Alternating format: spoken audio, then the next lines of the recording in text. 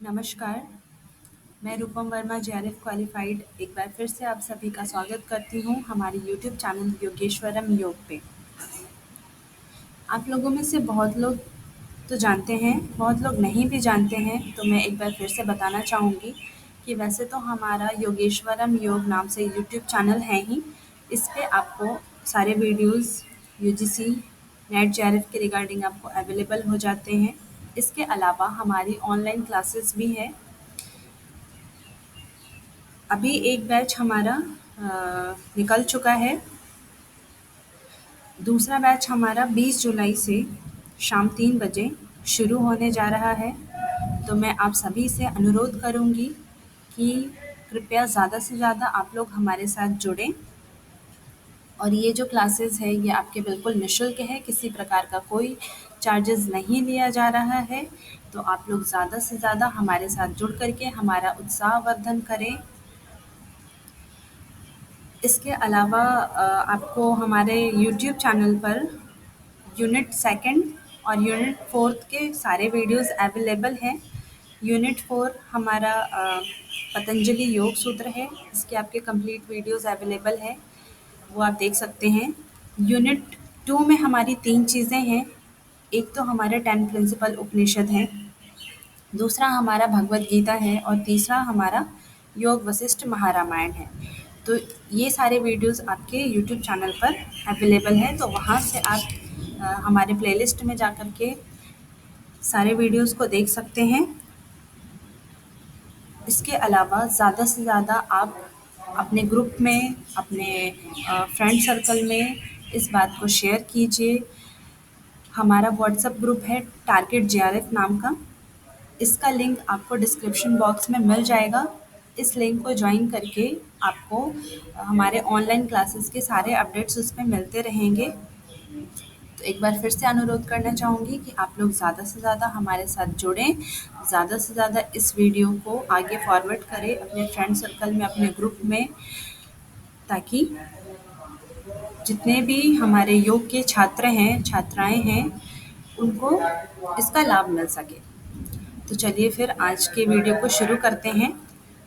आज का वीडियो हमारा जो नया उपनिषद थर्ड यूनिट जो इंक्लूड हुआ है हमारे सिलेबस में, उसके ऊपर है, जिसको योग उपनिषद नाम दिया है। जैसा कि आप सभी को पता है कि उपनिषद उपनिषद जो है ये वेदों का अंतिम भाग, जो ज्ञान कांड है उस पर आधारित है, और वेदों का अंतिम भाग होने के कारण इसको वेदांत भी कहा जाता है। तो जितने भी उपनिषद है हमारे, वो सारे उपनिषदों का उद्भव किसी न किसी वेद से हुआ है।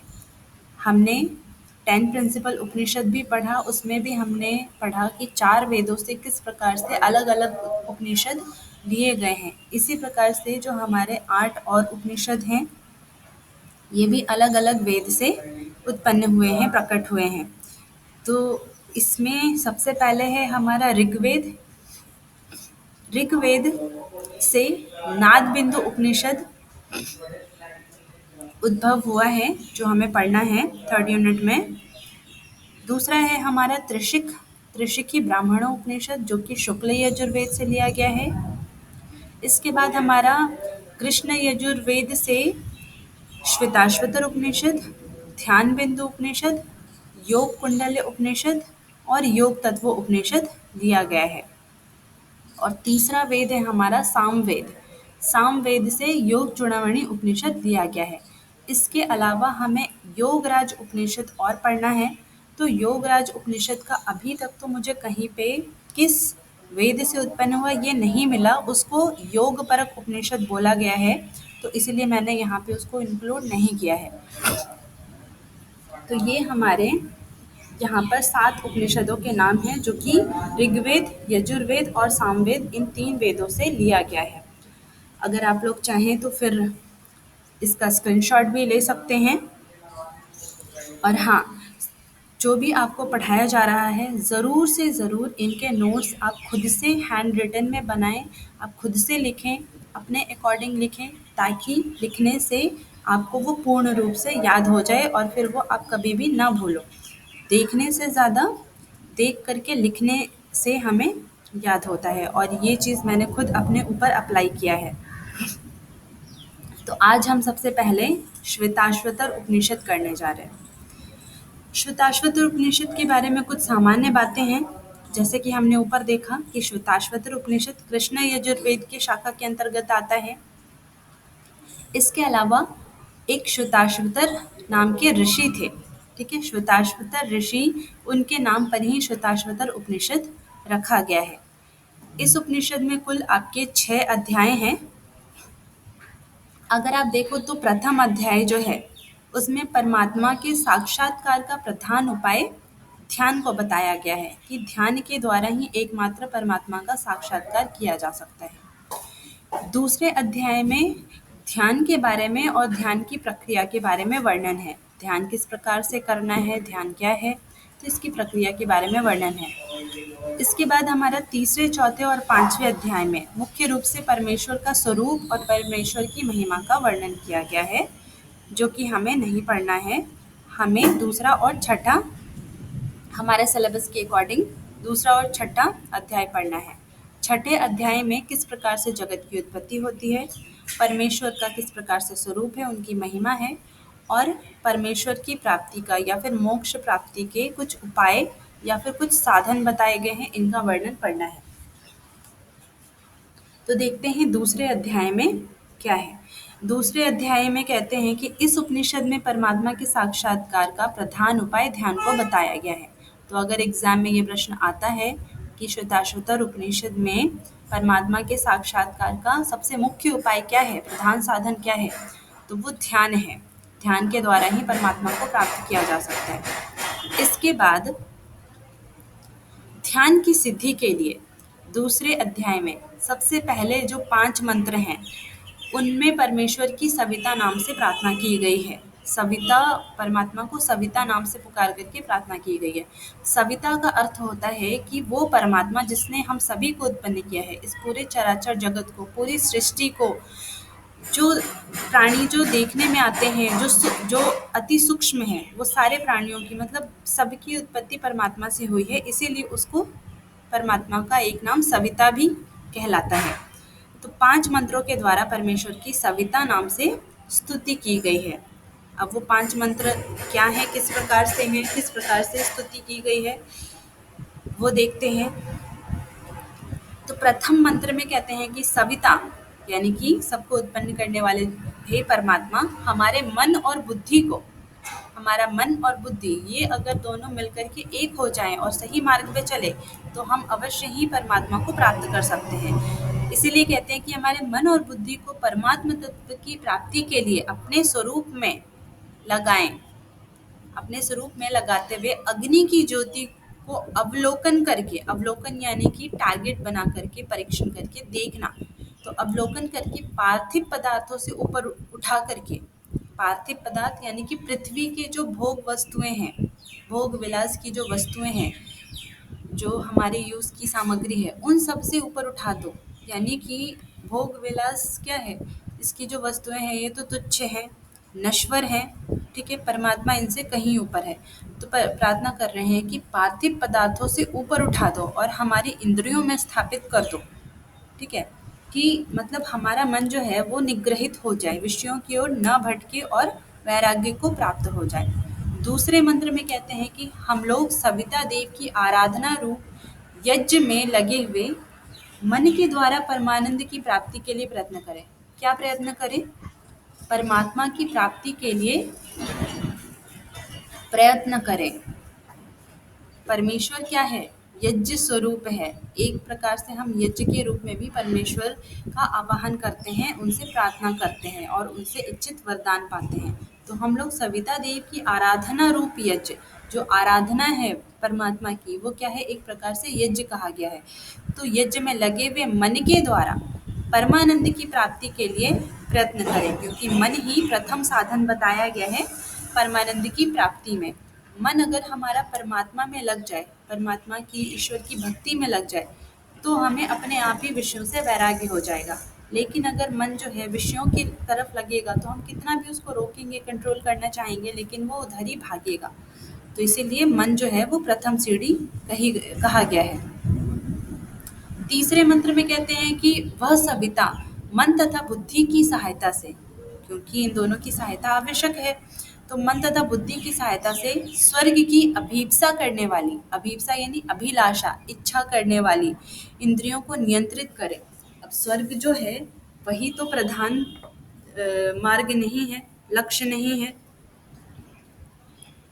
स्वर्ग तो मात्र अगर हम पुण्य कर्म करते हैं तो उसके लिए हमें स्वर्ग की प्राप्ति होती है, लेकिन मोक्ष की प्राप्ति के लिए हमें वापस इस धरती पे आना होता है और फिर से कर्म करने होते हैं। तो कह रहे कि स्वर्ग की अभीप्सा करने वाले इंद्रियों को नियंत्रित करें, वैसी इंद्रियों को जो कि स्वर्ग की अभिलाषा करते हैं, भोग वस्तुओं की इच्छा करते हैं। आत्म प्रकाश प्रदान करने की प्रेरणा करें। हमें इस प्रकार की हमारे मन और बुद्धि में प्रेरणा करें कि हम आत्म साक्षात करें, हम परमेश्वर को प्राप्त करें। फिर चौथे मंत्र में कहते हैं कि जिसने मन को नियुक्त किया है, किसने? परमात्मा ने मन को नियुक्त किया है, बुद्धि की वृत्तियों को नियुक्त किया है। मन को भी उसके कार्य में किसने लगाया है? परमात्मा ने। बुद्धि को बुद्धि के कार्य में परमात्मा ने लगाया है। अग्निहोत्र आदि शुभ कर्मों का विधान किया है। वेद जो है परमात्मा की वाणी कहा जाता है और वो परमात्मा से प्रकट हुआ है। वेदों में अग्निहोत्र का, हवन का, यज्ञ का बृहद वर्णन है। तो अग्निहोत्र आदि जितने भी शुभ कर्म हैं उनका विधान भी परमेश्वर ने किया है। तथा जो जगत के विचारों को जानने वाले हैं, समस्त चराचर जगत के सभी प्राणियों के विचार को, मन को जानते हैं, पढ़ लेते हैं, जो एक हैं, अनेक नहीं, सर्वव्याप्त हैं, हर जगह व्याप्त हैं, सर्वज्ञ हैं तथा सविता, उन सविता, ठीक है, उन सविता यानी कि उन परमेश्वर की हमें स्तुति करनी चाहिए। इसके बाद पांचवें मंत्र में कहते हैं कि मैं मन और बुद्धि दोनों की स्वामी। मन और बुद्धि का स्वामी क्या है? कौन है? परमात्मा है। सबके आदि हैं, सबके प्राकट्य का जो कारण है। पूर्ण ब्रह्म से यानी कि सविता रूपी पूर्ण ब्रह्म से बार बार नमस्कार के द्वारा संयुक्त होता हूँ। संयुक्त का मतलब नमस्कार करके मैं सिर्फ परमात्मा से ही जुड़ूं, उनके साथ ही मैं अटैच हूँ। मेरा यह स्तुति पाठ श्रेष्ठ विद्वान की कीर्ति की भांति सर्वत्र फैल जाए। जो मैं ये पाठ, जो मैं ये प्रार्थना कर रहा हूँ, ये इस प्रकार से फैल जाए जिस प्रकार से एक विद्वान पुरुष की कीर्ति फैलती है। तो इस प्रकार से ये मेरा पाठ सभी जगह फैल जाए, जिससे परमात्मा के समस्त पुत्र जो दिव्य लोकों में निवास करते हैं वे भी इस पाठ को सुने। परमात्मा के अनेक पुत्र हैं, ठीक है, जो अलग अलग लोकों में निवास करते हैं, जो श्रेष्ठ हैं, तो कह रहे हैं कि वो भी सुने। तो इस प्रकार से ये 5 मंत्रों में परमेश्वर की सविता नाम से स्तुति की गई है। अब आगे छठे मंत्र में ध्यान की स्थिति बताते हैं। कहते हैं कि जहाँ अग्नि का मंथन किया जाता है, अग्नि का मंथन यानी कि परमात्मा रूपी अग्नि का मंथन किया जा रहा है। किसी चीज का मंथन करते हैं, जैसे कि अगर हम दो पत्थरों को आपस में टकराते हैं तो क्या अग्नि प्रकट होती है। समुद्र मंथन करते हैं तो रत्न प्रकट होते हैं। ठीक है, इसी प्रकार से जब मन का मंथन किया जाता है ध्यान के द्वारा तो क्या होगा? आत्म साक्षात्कार होगा। तो उसका मंथन, मंथन क्या है? कह रहे हैं कि ओमकार के जप और ध्यान के द्वारा, ओमकार का ही जप करो और ओमकार का ही ध्यान करो। यही क्या है? ये मंथन हो रहा है, मन में ये मंथन हो रहा है। फिर कहते हैं कि वायु को नियंत्रित किया जाता है, यानी कि प्राणायाम के द्वारा हम अपने शरीरस्थ वायु, जो हमारे प्राण वायु है, उसको उस पर नियंत्रण लगाते हैं, उसको नियंत्रित करते हैं। जहाँ सोम रस छलकता है, सोम रस क्या हुआ? परमानंद, आनंद छलकता है, वहाँ मन पूर्णता को प्राप्त कर लेता है। जहाँ पर ये सारी चीज़ें होती है, जहाँ पर आनंद की प्राप्ति होती है, वहीं पर हमारी आत्मा विशुद्ध हो जाती है और ठहरे हुए साफ जल में जैसे हम अपने आप को देख पाते हैं, या एक आईने में जैसे हम अपने आप को देख पाते हैं, ठीक इसी प्रकार से अपने शरीर में, अपने मन में हम परमात्मा को देख पाते हैं। आगे कह रहे हैं कि परमात्मा रूपी अग्नि को ओमकार के जप और ध्यान के द्वारा मंथन किया जाता है। ठीक है, शरीर को नीचे की अरणी और ओमकार को ऊपर की अरणी कहा गया है। शरीर नीचे और ओमकार ऊपर का अरणी है। ठीक है, यानी कि पहिया है। अब इसको जब मंथन करेंगे, चलाएंगे, घिसेंगे तो क्या होगा? परमात्मा रूपी साक्षात्कार होगा, आत्मा रूपी साक्षात्कार होगा। ठीक है, आनंद की प्राप्ति होगी। अब आगे ध्यान की प्रक्रिया के बारे में वर्णन करते हैं। कि ध्यान किस प्रकार से करना चाहिए। तो कहते हैं कि सिर, गला और छाती। ऐसे भी योगाभ्यास में सबसे पहले हम क्या कहते हैं, सीधे बैठे बिल्कुल, अपने सर को, गर्दन को, अपने कमर को सीधा रखें। तो इसी प्रकार से सिर को, गले को और छाती को ऊंचा उठाकर, ऊंचा उठाना यानी कि सीधा रखना, ठीक है, ऊंचा उठा के टाइट रखना है, झुकाना नहीं है। शरीर को सीधा और स्थिर करके फिर इंद्रियों को मन के द्वारा हृदय में निरुद्ध करें। अपनी समस्त इंद्रियों को मन के द्वारा, क्योंकि मन ही इंद्रियों के किसी भी एक इंद्रिय के साथ मिलकर के विषयों की ओर भगाता है। अगर इंद्रियों को मन के द्वारा हम नियंत्रित करेंगे, यानी कि मन ही जब अ, सुनना नहीं चाहेगा, देखना नहीं चाहेगा, टेस्ट नहीं करना चाहेगा, तो क्या होगा, इंद्रियां अपने आप ही स्थिर हो जाएंगी, रुक जाएंगी। तो इंद्रियों को मन के द्वारा और हृदय में निरुद्ध करे, क्योंकि हृदय में ही तो परमात्मा का वास है। तो हृदय में निरुद्ध करे यानी कि विलीन कर दे। फिर ओमकार रूपी नौका, ओमकार को क्या बोला है, नौका बोला है। जिस प्रकार से हम बड़े से बड़े समुद्र को भी नौका के द्वारा पार कर सकते हैं, उसी प्रकार से ये बड़े से बड़ा जो समुद्र, जो मोह रूपी जो समुद्र है, संसार रूपी समुद्र है, इसको ओमकार के द्वारा ही प्राप्त पार किया जा सकता है। तो ओमकार रूपी नौका द्वारा संपूर्ण भयंकर स्त्रोत्रों को पार कर जाएं। ठीक है, तो इस प्रकार से ध्यान की प्रक्रिया और उपाय बताया गया है। आगे प्राणायाम की प्रक्रिया कहते हैं कि प्राणायाम किस प्रकार से करें। तो प्राणायाम की प्रक्रिया में कहते हैं यथा योग्य आहार विहार। हर जगह अगर आप देखो तो आहार की बात आती है, ठीक है, आहार और विहार, मन का विहार, मन का भटकना, इनको रोकना है, ठीक है। यथा योग्य आहार विहार करते हुए विधि के साथ प्राणायाम करें। विधि के बिना विधि के नहीं प्राणायाम करना चाहिए, विधि के अनुसार ही प्राणायाम करना चाहिए, तभी उसका पूर्ण फल प्राप्त होता है। तो विधि के साथ प्राणायाम करें। फिर जब प्राणायाम करते करते जब प्राणवायु बिल्कुल सूक्ष्म हो जाएगी, सूक्ष्म यानी कि जब हमारा सहित केवल कुंभक सिद्ध हो जाएगा, ठीक है, तो फिर प्राणायाम के सूक्ष्म हो जाने पर नासिका के द्वारा वायु को बाहर निकाल दें, यानी कि बाह्य प्राणायाम की अवस्था आ जाएगी कि हमारा श्वास जो है वो बाहर जाकर के ही रुका हुआ है, कुंभक लग जाएगा, ठीक है। उसके बाद मन को उसी प्रकार वश में करना है। किस प्रकार, जिस प्रकार से एक अगर अच्छा सारथी होता है, रथ पे बैठा हुआ अच्छा सारथी होता है, अगर उसके घोड़े कितने भी दुष्ट हैं, लेकिन वो उनको संभाल करके स्थिरता से बिल्कुल और सही मार्ग पर अपने लक्ष्य की तरफ ले जाता है। तो इसी प्रकार से अपने मन को भी, ठीक है, इंद्रियां क्या है, दुष्ट घोड़े हैं, मन क्या है, लगाम है, बुद्धि हमारी सारथी है, ठीक है, बुद्धि क्या है, सारथी है। तो यही सारथी, अगर बुद्धि हमारी सही हो, बुद्धि अगर हमारी एक हो, अनेक ना हो, तो हम आराम से अपने लक्ष्य को प्राप्त कर सकते हैं। तो इसी प्रकार से मन को वश में करना है, जिस प्रकार से सारथी इंद्रियों को, यानी कि दुष्ट घोड़ों से युक्त रथ को सावधानी पूर्वक गंतव्य स्थान में ले जाता है। इसी प्रकार से हमें भी अपने मन को कंट्रोल करके और परमात्मा मार्ग पे ले जाना है। अब ध्यान के लिए स्थान किस प्रकार का होना चाहिए, उसका वर्णन करते हैं। तो कहा है कि समय शुचौ सरकरा वहनी वालुका विवर्जिते शब्द जलाशय शयादिभिः मनोनुकूले नदु चक्षुपीडने गुहानिवाताश्रयणे प्रयोजयेत।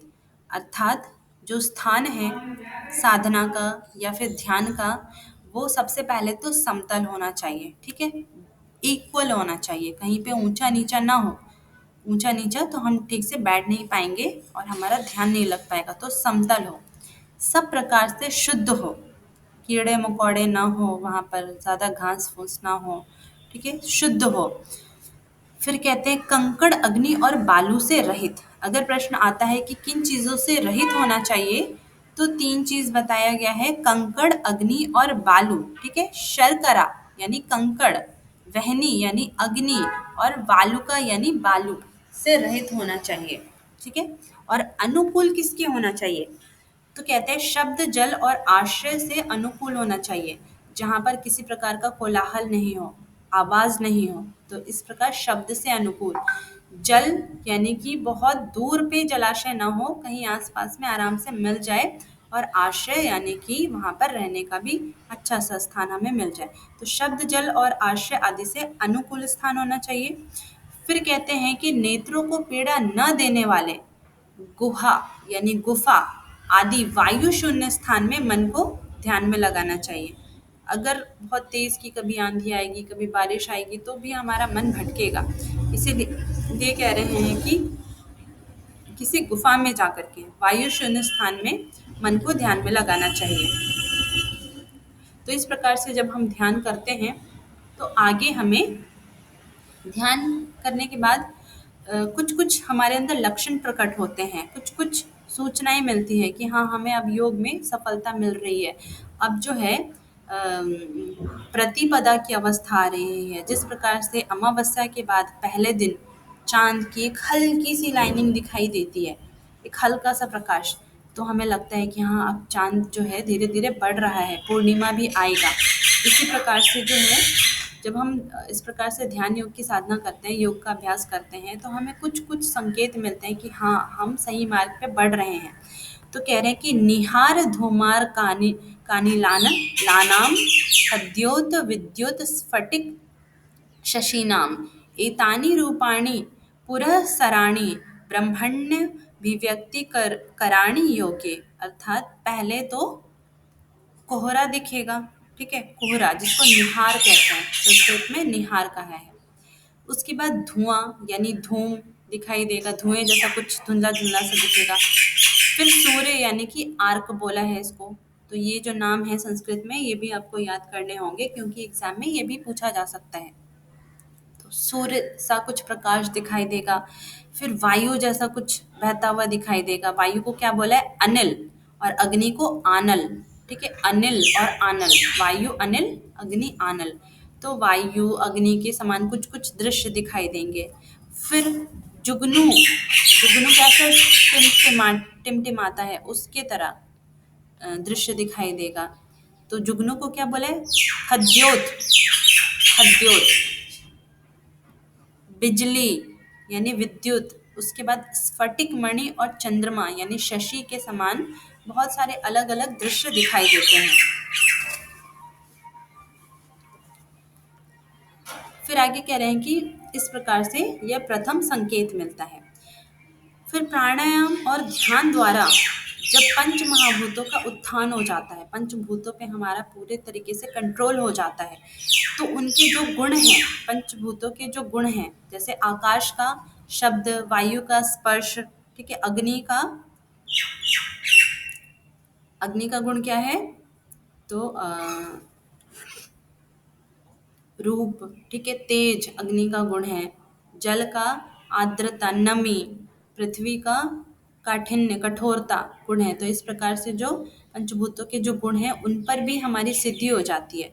तो इस प्रकार से जब सिद्धि हो जाती है तो कहते हैं कि हमारा जो शरीर है अब वो पक्का हो गया, यानी कि योग रूपी अग्नि में पक चुका है। योग अग्निमयम शरीरम, योग अग्निमय शरीर की प्राप्ति हो जाती है।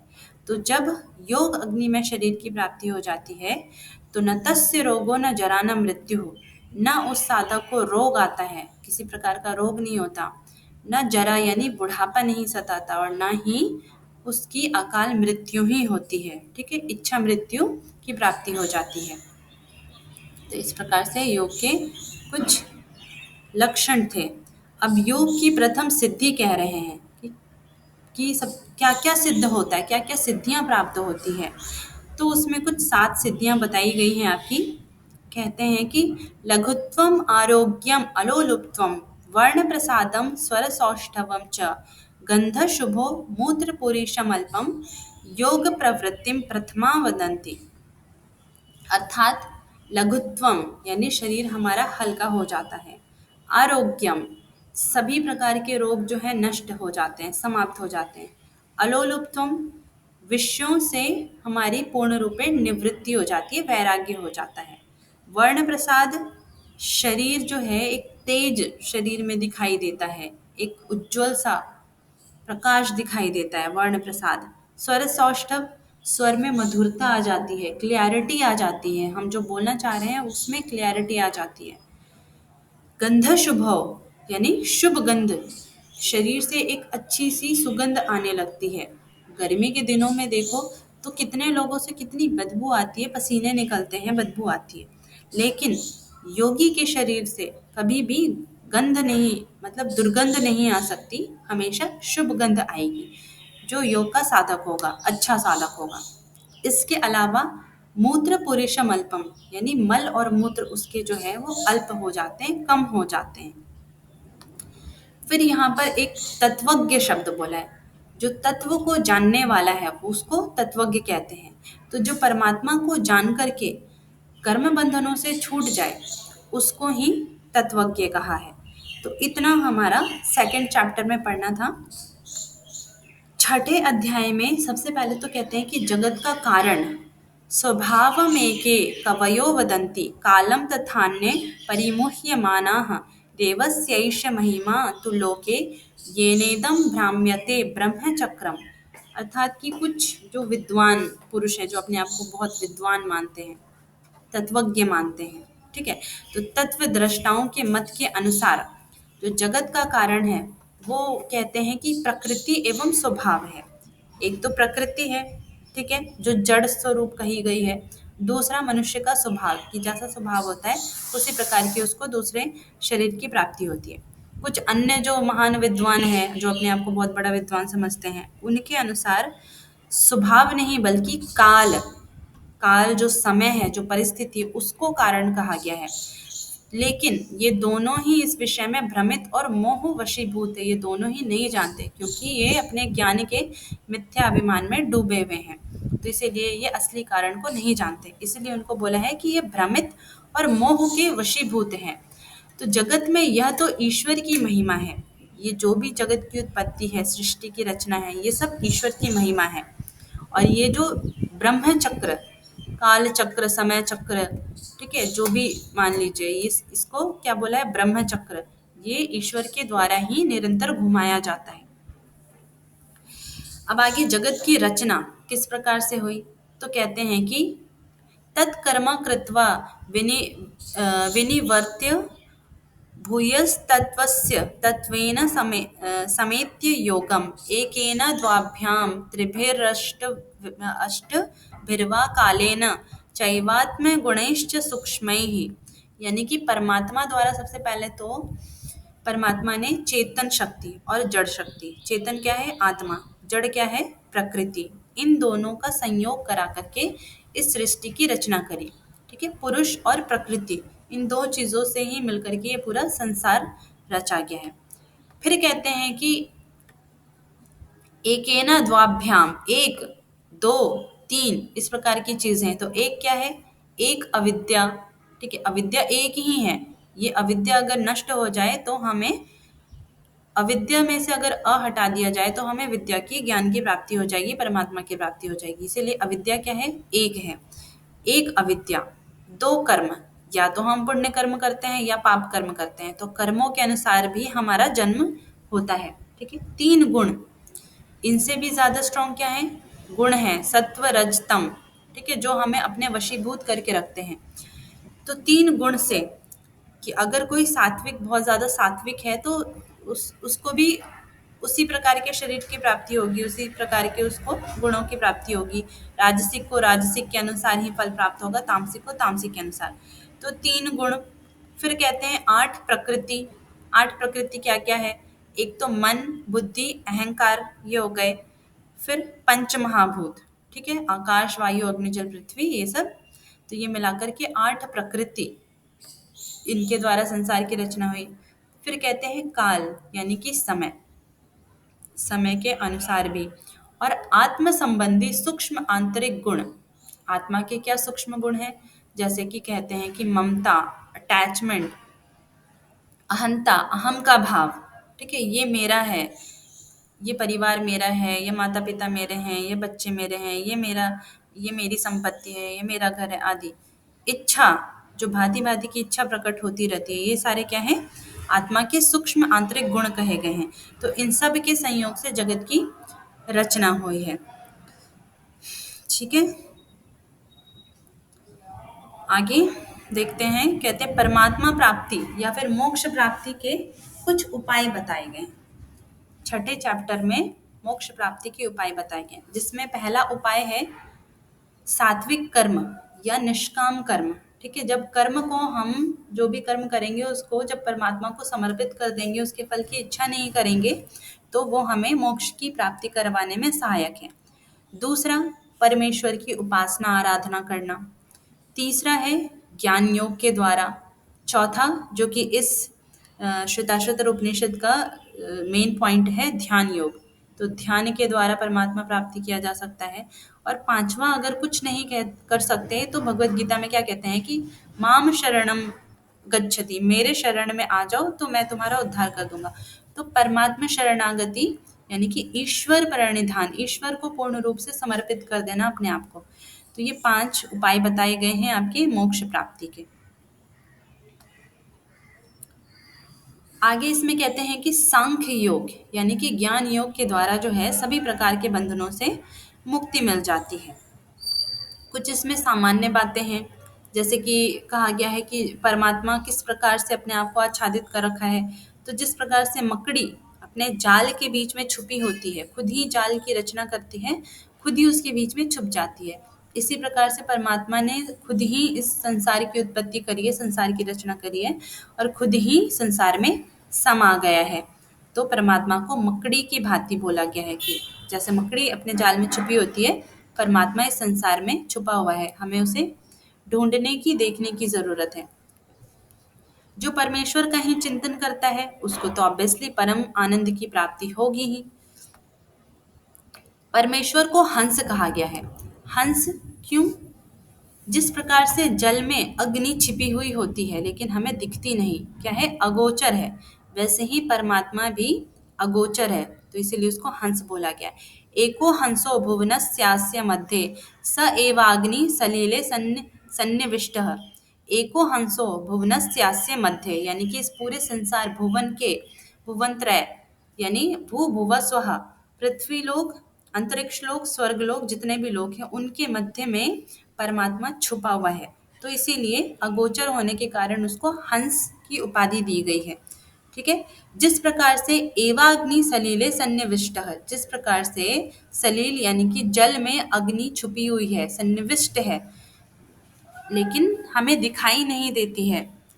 लेकिन अगर देखा जाए तो करंट, बिजली बनता है तो कहाँ से बनता है? जल से ही बनता है। तो इससे प्रूफ होता है कि जल में अग्नि है। इसी प्रकार से इस संसार में परमात्मा है। फिर परमात्मा को निष्कल बोला है। निष्कल यानी कि कलाओं से रहित है, निष्क्रिय है, क्रिया रहित। ठीक है, करता हुआ भी करता है, कुछ नहीं करता। अमृतस्य परम सेतुम, यानी अमृत का परम सेतु है, बांध है। आनंद, आनंद रूपी अमृत का परम सेतु यानी परम बांध बोला गया है। फिर कह रहे हैं कि जो इस उपनिषद के जो ऋषि हैं, श्वेताश्वतर ऋषि, उन्होंने तप के प्रभाव से और परमेश्वर की दया यानी कि देव प्रसाद से ब्रह्म का साक्षात्कार किया, ब्रह्म को जाना। फिर इसमें कहते हैं कि इस उपदेश का पात्र कौन है, किसको इस उपदेश, ये ब्रह्म विद्या को उपदेश देना चाहिए। तो देहाभिमान शून्य साधक।